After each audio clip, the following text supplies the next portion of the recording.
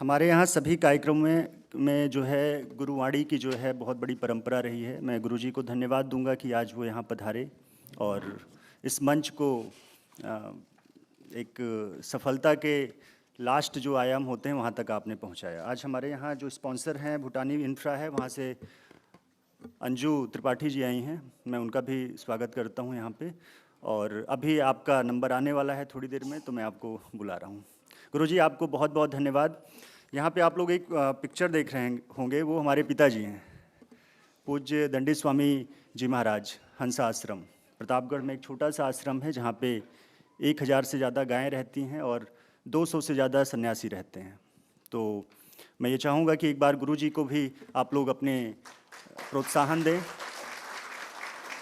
हमारे यहाँ हिंदी में एक कहावत है कि पुत्र का विकास पिता के कुछ कर्मों से होता है।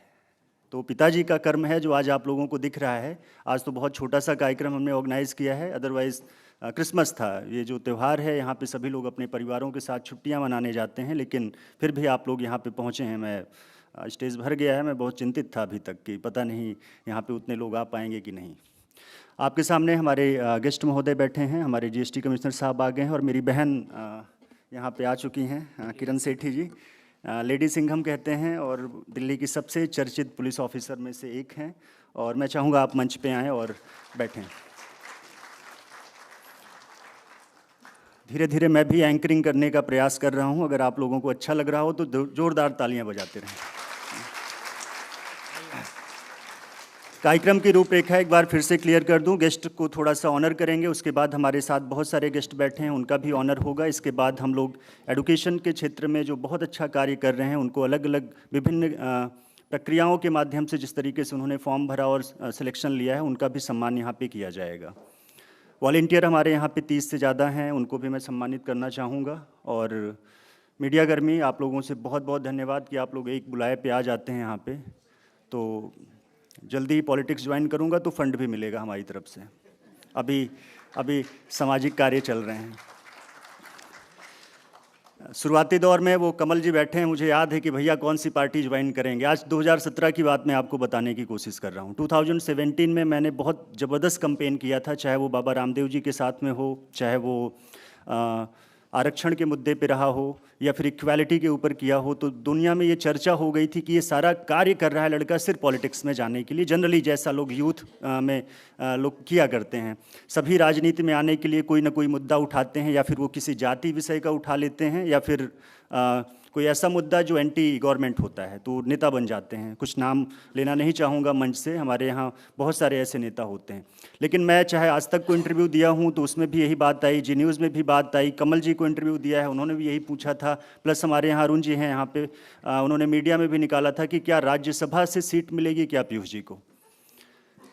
तो राजनीति वर्सेस सेवा नीति की एक नीति बनाई है मैंने कि राजनीति तो देखो राजनीति है, सिस्टम बदलने के लिए किया जा सकता है, लेकिन एक भाव होता है सेवा नीति का, जो कहाँ से मिला है, जो आपके सामने एक चित्र लगा हुआ है पिताजी का, उन्होंने सेवा नीति का पाठ पढ़ाया है।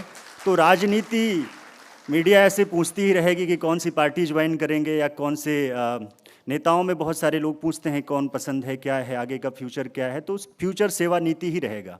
और मैं एक बात आपको बता दूं, एडुकेशन में जब MBA हो रहा था तो अरिंदम चौधरी जी ने मुझसे पूछा था, IIPM नाम सुना होगा, एक ऑर्गेनाइजेशन है जिसके थ्रू हम लोग एडमिशन लिए थे MBA करने के लिए, कि क्या बनना चाहते हो। तो मैं ही एक ऐसा लड़का था जिसने बोला था कि सर सोशल एक्टिविस्ट बनना चाहता हूँ।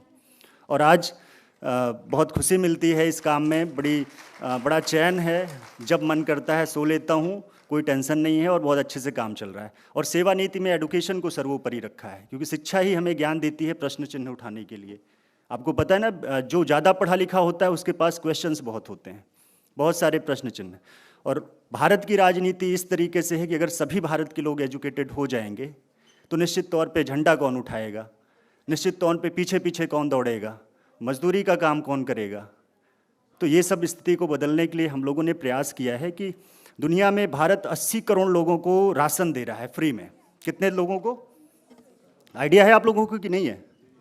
80 लाख लोगों को, बड़ी बड़ी होर्डिंग लगी है, मोदी जी ने लगा रखी हैं, बहुत अच्छा काम है। लेकिन एक मज़ेदार बात आपको बता देता हूँ, वो 80 करोड़ में से 70 करोड़ वो ऐसे किसान हैं जो सरकार की FCI में खुद ही अपना राशन बेचते हैं ताली बजा लो इसके लिए।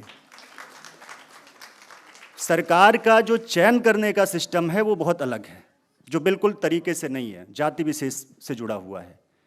किसान जितने हैं, जो 70% अपना किसान, अपना गन्ने का रेट लगता है, सुना होगा आपने, गेहूं चावल की खरीद का रेट लगता है, धान की खेत का आपने देखा होगा रेट लगता है। तो ये जो रेट होता है ये सरकार एक बार किसानों से खरीदती है। और आप मज़ेदार बात देखिए, उन्हीं का लिस्ट है पात्रों में कि उनको जो है 2 किलो 3 किलो 4 किलो राशन मिल रहा है। आप जिससे खरीदने की स्थिति में हो उसी को आप कह रहे हो कि जरूरत है ना? ये हैरतअंगेज बात। ये सिर्फ भारत में ही ये कमाल होता है कि 80 लाख लोगों को फ्री में राशन दिया जा रहा है। और अगर सही एडुकेशन की बात करूं, सही शिक्षा की बात करूं, जो सबसे ज़्यादा मूलभूत आवश्यकता भारत देश में अगर युवाओं को और बच्चों को है, तो चाहे वो प्री स्कूल की बात कर लीजिए, चाहे वो हायर एडुकेशन की बात कर लीजिए, शिक्षा की ही है। और शिक्षा आप देख लीजिए क्या स्थिति बनी है भारत देश के सरकारी तंत्र की। यहाँ पे कितने लोग हैं जिनके बच्चे सरकारी स्कूल में पढ़ते हैं? ईमानदारी से एक लोग हाथ उठा के बताएं, कोई है ऐसा जो सरकारी स्कूल में पढ़ रहा हो?